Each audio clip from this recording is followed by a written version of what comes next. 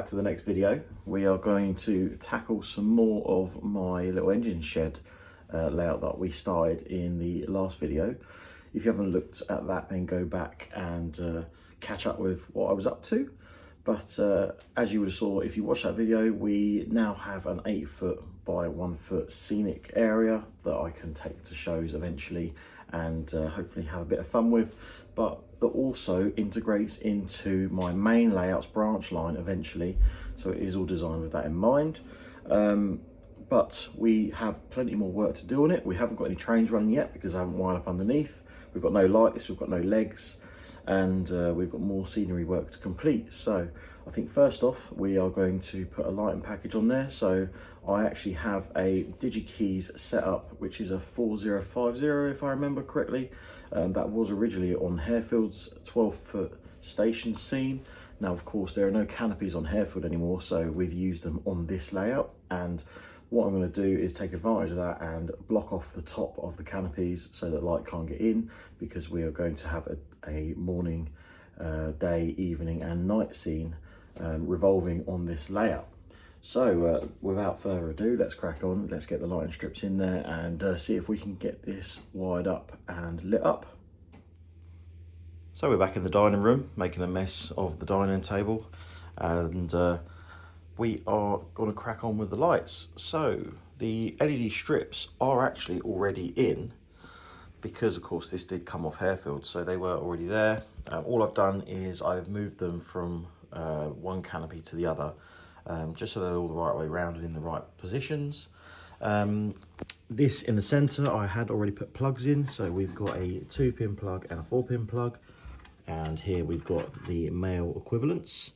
So obviously, being as I've modified these, normally the Tim Horn canopies have a hole in here for putting the lighting plugs through if you use lighting.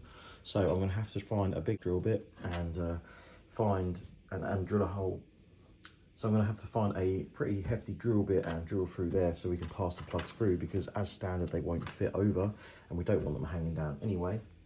But anyway, yes, so as you can see, we've got a standard LED light strip towards the front of us, which is just your sort of usual 2-wire setup, 12-volt LEDs, just standard white. And then we've got this strip at the back, which actually has 4 wires off it.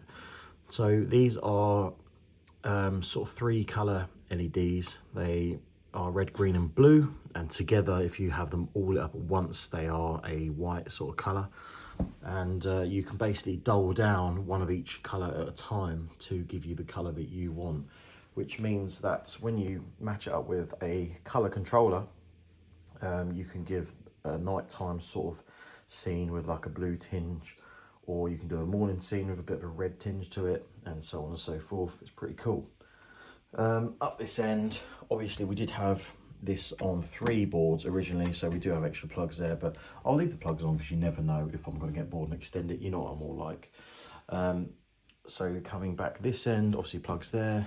Up this end, we've got some wires. So these have got to run up the corner of the baseboard, and they'll have to run up underneath here, and we'll have to go and get the DigiKeys lighting controller. So let's switch over to the cabin and we'll go and see where I've hidden this thing. Right, in the cabin we are, and I'm hoping under here, yes, there we are. There is my DigiKeys, a 4050. Oh bugger, we've still got 2 wires in, so I'll have to quickly take them wires out and then I'll unscrew it, and we'll take that in the house and we will screw it into the baseboards for Croxley Hall shed. That's in then, and I've also cut a hole out in the boards so that the wires can poke through. As you can see, you shouldn't see them once it's up the other way. The only thing now is obviously the wires that are down here have got to pass up and through to this end somehow, but I can't drill through the baseboard because of course this baseboard has to go in a different configuration and we don't want a random hole in the way. So what I've done is I've drilled a hole through the back seam board. It's going to have to come out here, and then I've drilled another hole here where it's going to go back through, and then it'll poke through inside the board in this corner, and I'll notch out the leg that goes in this corner with a large drill bit, So I'll poke the 6mm drill bit through there when the leg is bolted in. Then I will use that as a guide hole to drill a bigger hole. And then basically that will slot through, and it will come down here. And if I ever need to take it out because this board needs the back seam removed, then I just obviously unplug the wires from here and take them out. So that means I'm not affecting anything on here, and that can still be a solid board, and that's fine. I've taken the time to sort out a few of the wires. So the bus is connected on this side. I've got a DR5000. I've got 3 of these. So this is DR5000 number 2 that I've got. I believe I've got 3, unless I sold one back to Anthony. I can't remember. I think I might have actually. But in any case, this is my spare DR5000s. This is going to run this when it's in this configuration. Obviously bus wire. This currently is solid core cable, but if I ever want to change and use the block detection, then I'm going to have to swap this out for stranded, I believe. This is where the feedback module used to sit, but I pinched it for Harefield because I didn't have enough. So obviously I'll have to put one of them back in at some point, but for now I'll probably use a electrical block to link them all together or something. But anyway, all the track wires are in the right sort of positions. The new wires that have gone through are twisted around the bus and obviously need soldering in, so that's fine.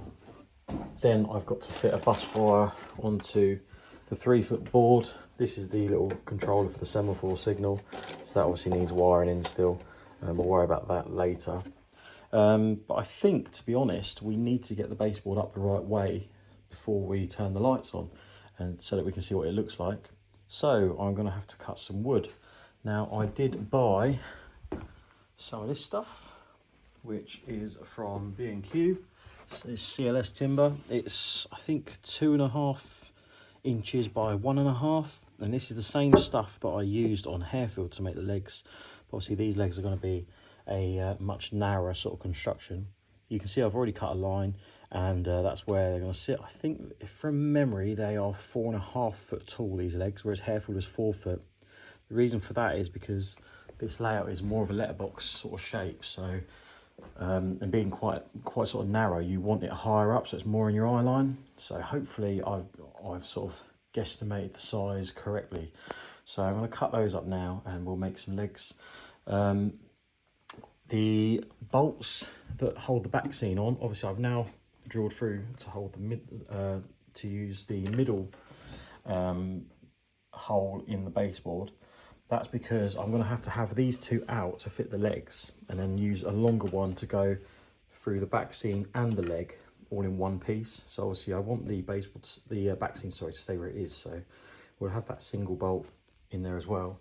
So yeah, the leg's going to sit there, and then obviously it needs some bracing, and then the other leg will sit right up that end, because I think this 8-foot section, when bolted together, I can just about get away with having 2 sets of legs at the minute, just for now, and then I'll see how sort of bendy it is in the middle, and I might add a 3rd set on the end of this board.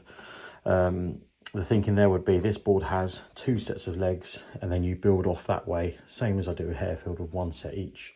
So I might come and do that, but we'll see. We'll get it standing up and see sort of how it sits first, and it will give us an idea of what it's going to look like. So the legs are now in on this end, the support, the uprights. So I've gone through with long bolts, and coach bolts in the end. Obviously I will eventually put a coach bolt in there so it looks even. So you can see what's going on, but now I've got to make them a bit stronger. So I'm going to go across the bottom with a little piece, sort of an infill bit, and then sort of 2/3 of the way along I'll do the same and go in between. Obviously they should be the same length, so a bit of measuring, probably measure once, cut about 3 times, knowing me, and then we should get somewhere. That's the bottom brace for the legs done then, well, top when it's up the right way. And I've overlapped it so that the baseboard also sits on this lip, as well as at the back. So the back is overlapped more. The front is just overlapped flush with it currently, but the front, of course, does need a fascia to match this, so the fascia will overhang. However, obviously, at some stage, we do want to get a curtain on here. So if the curtain can be stepped slightly back from the fascia and look flush, I think that will work a bit better. So that's cool. So we've got that on, that's good. That strengthened all that up. We've got two nice dirty grey screws in there.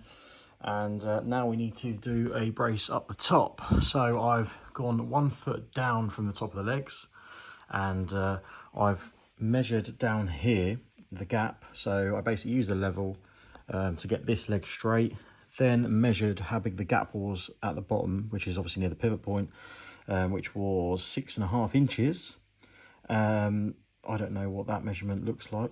Hey, and then I basically measured 6.5 inches up the top and bring that leg in to suit. So I've then cut off a 6.5 inch piece, and that fits nicely in there just about.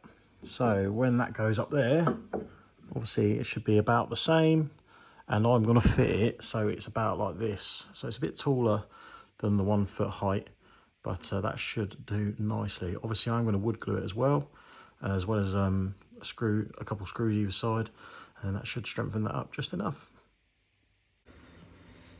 That's the legs in then. Pretty happy with how they are. The only issue, which is a slight issue, which I'm sure I can work on, is that it's a little bit wobbly, being as the layout is only 1 foot wide. Now you can see that I have just put the layout on some offcuts of wood. That's because when it was on the carpet, it was very wobbly, in fact, because it wasn't a solid base. On the bits of wood, it's not too bad, but I think we could do with having a little extension piece to the legs, a bit like a sort of T sort of shape on the bottom. The only problem with that is people would probably catch their feet on them as they walk past, so I need to have a good think about how to do this. If not, I will just lump it for now and just have a small overhang. But you'll also notice that we have lighting, so we've got the DigiKeys lighting just quickly wired up just to test it. Here is the lighting controller. I just unscrewed it from under the baseboard just so I can make sure it works and get to it easy.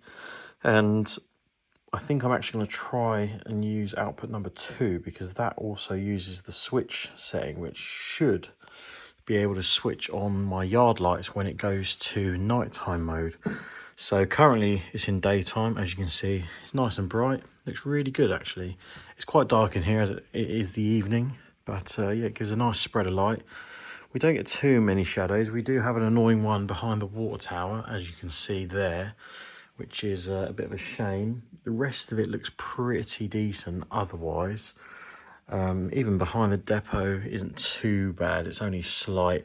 But this is obviously just the Achilles heel of the LEDs being at the front rather than sort of in the middle. I suppose ideal world, if I could get another set of the same LEDs, then I would put another row towards the back and then have some sort of lip in front of them just so you can't see the LEDs when you look in.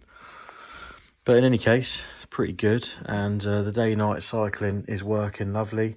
It's, funny enough, just starting to darken down ever slightly, I think, so it's about to go. But yeah, it's good fun.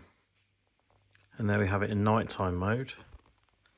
So it gives off this sort of blue tinge. However, I must admit, in person, it's a lot darker than it looks on the camera. The camera makes it look very, very bright blue. But in person it's very, very dim, and I don't know why that is, but hey ho. But yeah, you'll have to bear with me on that one. So I think this is going to make for some really nice sort of nighttime running, and if we get the lighting working on all the locos, it's really going to sort of bring it all to life. Talking of the lighting, it's just starting to go back to morning now, so it's going to brighten up. I am thinking of fitting this substation. So this is, as mentioned on the previous video, I think, I used to have this on Harefield, and it's actually fitted with LEDs. So there's an LED in these 3 light lamps, and then there's an LED on the inside, just that light gives it a sort of warm glow through the windows. So I think I'm going to fit that with the little substation bit that sits next to it, because otherwise all the buildings are at the back and it looks a bit sort of strange. We need a bit more detail at the front here, so I think that'll be nice. Obviously we've still got a bridge to build, so that's going to come, and that will hide the opening hopefully, and the semaphore will sit just in front of it, which will be nice. But yeah, what to do next? I think, to be honest, it will be a case of wire some more of the underneath up. when I get a chance. I'll probably screw the DigiKeys lighting setup back in. And then I have actually got some paint to paint the fascias, so I probably should crack on with that actually and paint it, because it's another job out of the way, and then we can get on with other stuff. So let's go ahead and paint this layout then. I'm using Faramball number 281, which is a nice sort of purpley blue colour.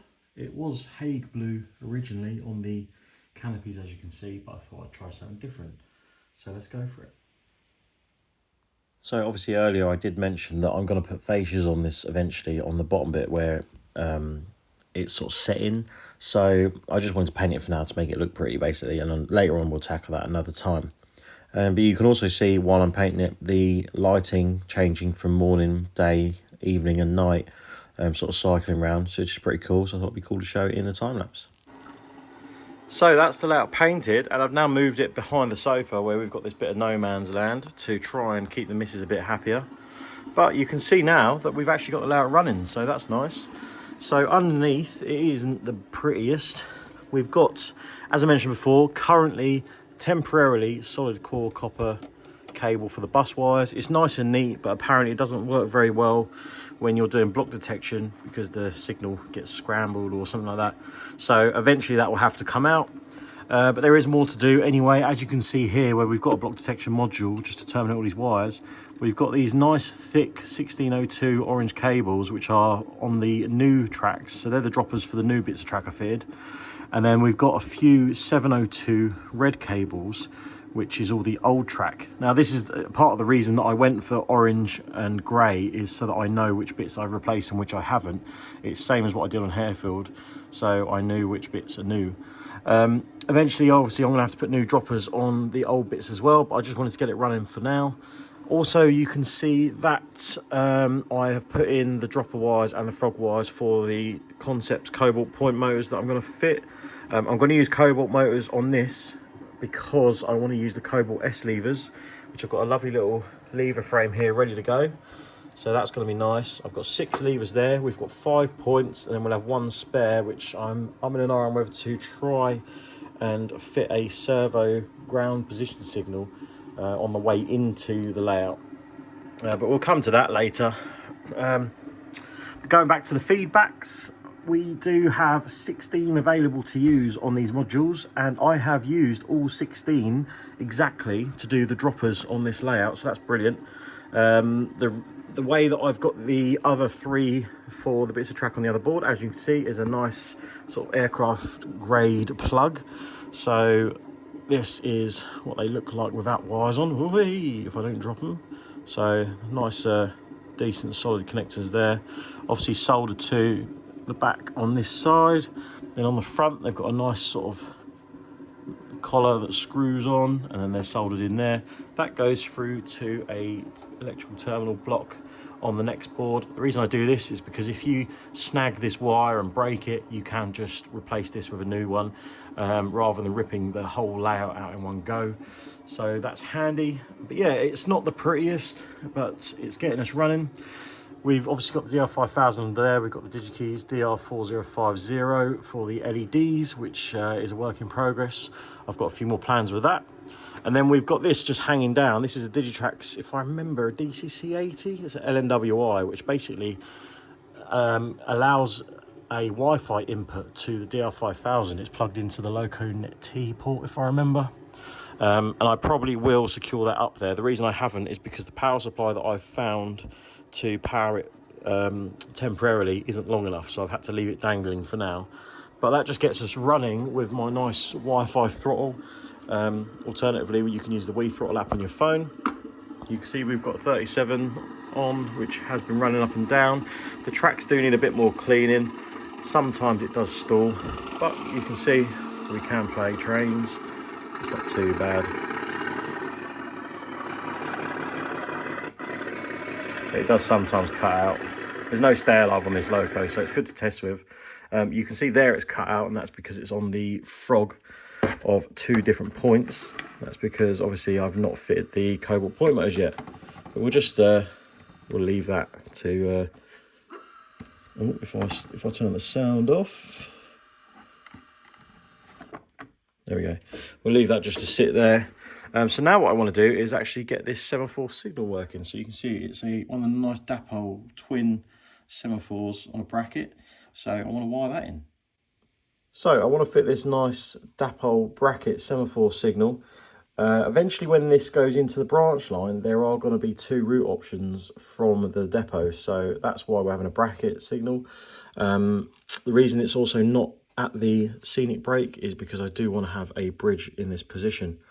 So you need to drill a 14mm hole, you slot the signal through, and then underneath, as you can see, it pokes through there, and there's a big plastic nut that you basically wind up it.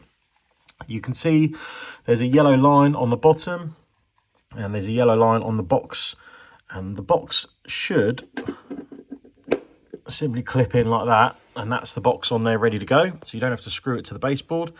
And with this box you can then just basically plug in a toggle switch to turn, well, to clear each semaphore arm respectively. However, I happen to have this Traintech SC4 servo controller, so I'm going to use that for now. What I will do eventually is probably replace this with the SC400, I think it is, and that basically allows you to have a couple more inputs, which are what these solder points on the PCB are for, but I don't think this module on top will allow for that. However, I think the PCB is just the same, but you can have like sensor inputs or toggle switch inputs or whatever. So I will want to be able to control this with DCC, but also it would be handy if I can put some sort of sensor in there so that it reverts to danger when a train passes. So I'm going to screw that up. The reason I've chopped the bus wires here is because the bus wires are simply going to terminate on this item, and you can see there the red light did come on when I touched it on there. So that's the idea, and hopefully that works. So I'll get that installed and we'll come back in a sec. So that controller's up there installed. I've just chucked it in temporarily for now. I probably will neaten it all up and add some cable tidies like this to keep the bus wires apart and help with that. But we've got the power back on, and you can see the LEDs are lit up. So if I just zoom in, there you go. Obviously we're at a funny angle, so it looks a bit odd. If I go over here, there you go, it looks a bit better. We've got one that's drooping down a little for some reason. Hopefully the little fine tuning adjustments will sort that, but we'll see. So apparently to set the address, we should press the button once and get a slow flash. Then on our controller, go to accessory mode, which on mine is just this button here. And then we will, I don't know why the colour's so washed out. And then on the accessory, we'll choose a number that we want. So let's say, I don't know, 50. Then apparently we just cycle 50. Oh, I can hear something happening. Yep, something's happening up there. And then if we go 50, 51, because we've set that address, it should have gone back to solid red, which it is. So if we press this twice, there we go. So now it flashes twice. If we go 51 and send the command, then we heard a little rumble. We've gone back to solid. If we go up here, we're still on 51. If I activate it, must be that way. There we go. Very nice. 50. I've never played with these actually, so quite pleased with that. They've got a little bounce as well. So yeah, there we go. We've got working semaphore now, so that's quite nice. So since we've got the layout up and running, I suppose we'd better give it a little test run, make sure it's all working okay. Obviously, bear in mind, we still have no point motors, so the frogs are unpowered on the track still. However, it's only a short little section on each point because these are unifrog points. But we've got a selection of locos out, and I think I'm going to make a train up. So we've got a couple wagons here, a couple wagons on this side and back here, and there's a couple just inside the shed there. We've got a few engines to move around. I think we'll do it all with Met 1 pretty much, and then basically see how we get on. Hopefully it'll work. I suppose first things first, we better clear the head shunt for the locos to come in and out.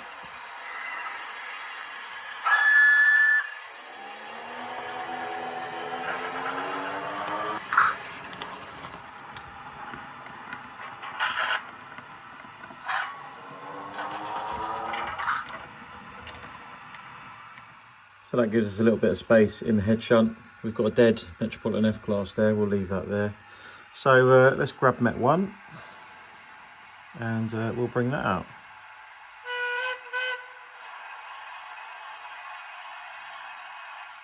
I can go and collect the wagons that are in front of the shed.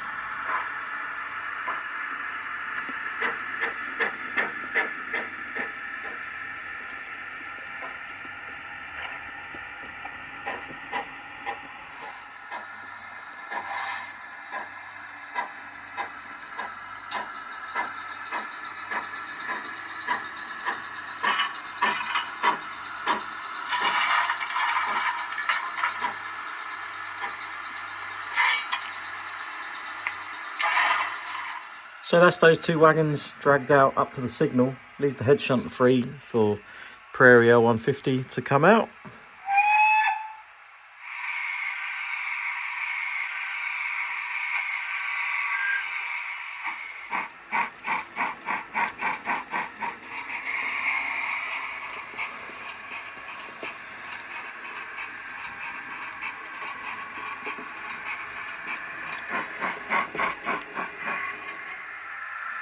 And then back comes Met 1 to pick those wagons up.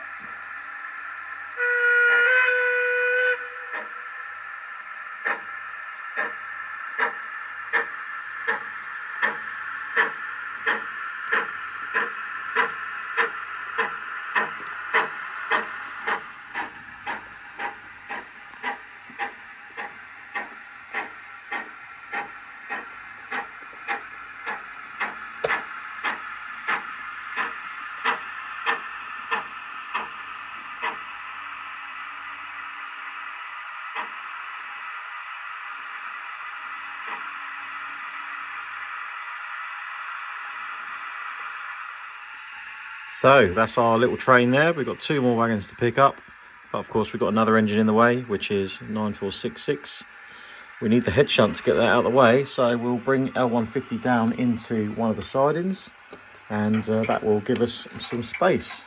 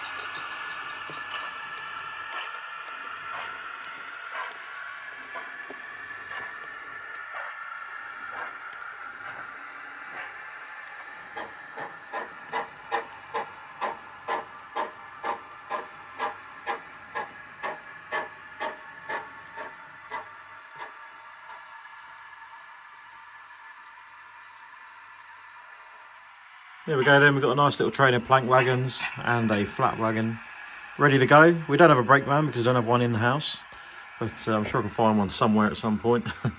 But yeah, it's quite fun actually. It's good to have a little play around, see if the layout sort of works. It seems to be okay. I think there's enough operational interest on here where you could mess about with some stuff. So I'm pretty pleased with that. There goes our little train just pulling out. Obviously, in the house here, I haven't got room for the filler yard, but you can still play with plenty of locos and a couple of wagons up to the signal, which was why I put the signal up there. This train is a bit too long, which I knew about, but yeah, I'm pretty pleased anyway. I think it'll be fun to operate, and obviously when we've got the turntable board in there, we can come in and out to the heart's content. But actually, thinking about it, let's look at the turntable board and see what's going on there, because someone in the previous video did mention it. They wanted to see a little bit more about it and how it was sort of constructed, and just a general idea of what they're looking at. So let's cut to that. Right then, welcome to the kitchen worktop, and here is the turntable board that someone asked about. You can see I have previously chucked some paint over it for whatever reason. I don't know what I was doing at the time, but ignore that. We've got 2 tracks fitted, one still to do. I've got a bit of flexi here.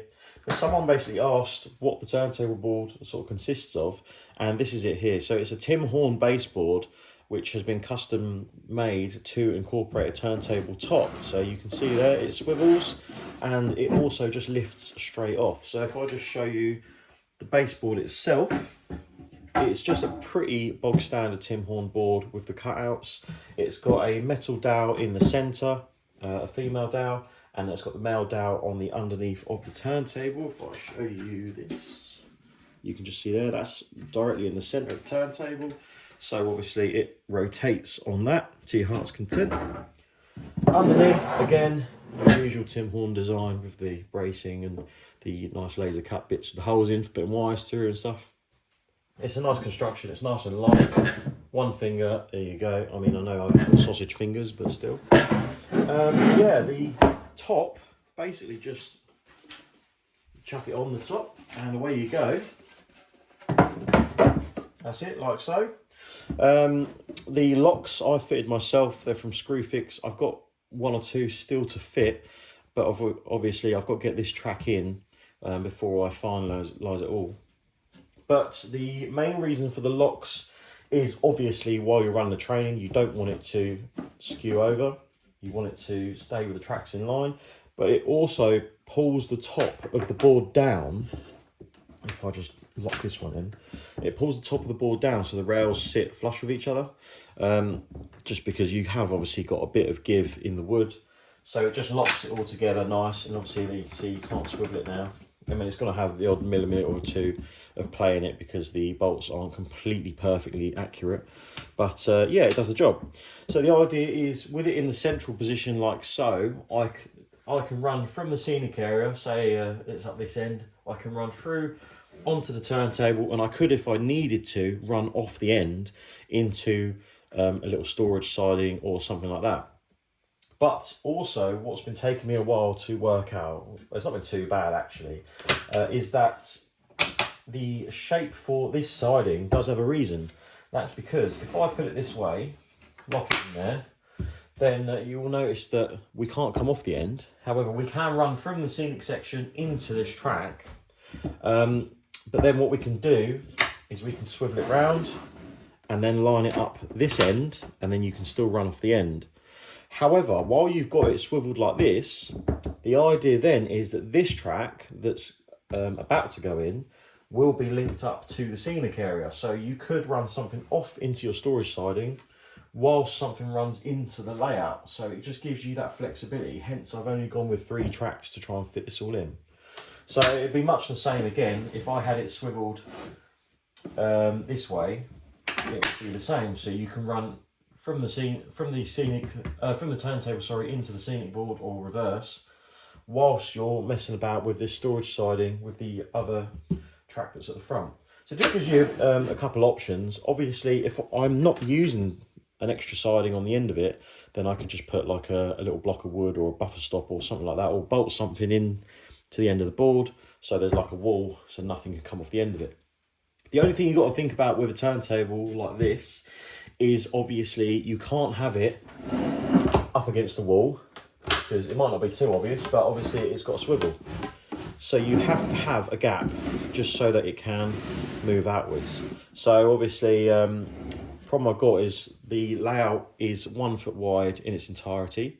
This is also 1 foot wide, but it means that you need that sort of little bit of space at the front, so it's not always going to be flush. Whereas if I had, say, like a 1'6" layout, but a 1 foot turntable, for example, you could build out the front of this and then put like a full sort of wall up the front. And then this would just come out and sort of hit up against it if you like, but that would hide this all the way. But it's not the end of the world, and I've had this for a while, so it'd be good to use it. But yeah, hopefully that kind of explains. So I'm going to fit this track. Obviously it's going to have to go in sort of a funny U shape like that, and then we'll get that in. I'll solder it to the copper clad sleepers that you can see are already in, and then that'll be good to go. Only other thing to note is obviously we will need dropper wires, and they have to have some movement in them somewhere. So I would recommend, if you're going to do something like this, don't put the droppers at the end of the rotating part of the table. Put them in the centre, because it might not be obvious, but the ends move a lot more than the centre does. So if you put them as close to the centre as possible, obviously you don't want to be drilling through the dowel that's under there, so you want to put them slightly offset. And then you could basically drill a hole through the top. You could drop a pen through it, and then you could swivel the table round, which will reveal a line underneath, and then you just basically drill or cut a slotted hole, and that's what your dropper wires would fall through into. And then obviously you need a set of droppers for this track and this track at the ends, and then link them all up underneath, put a nice plug on to go onto your layout, and hey presto, you've got yourself a nice little working turntable that you can shuffle some trains around. So guys, as the layout starts to descend into darkness, hopefully you found it interesting to see this video. It's starting to get on a bit now, so we'll probably leave it there. Fingers crossed the turntable is a useful thing to show you all. Obviously for a layout like this, it can come in handy because you've got the ability to actually swing the locos around 180 degrees if I really want to. Whether I do or not remains to be seen. The other option you've got is to use a traverser instead, but it depends on space and basically what you have available. I already had one, so I'm going to go with the turntable option for now, and we'll see how we get on with it.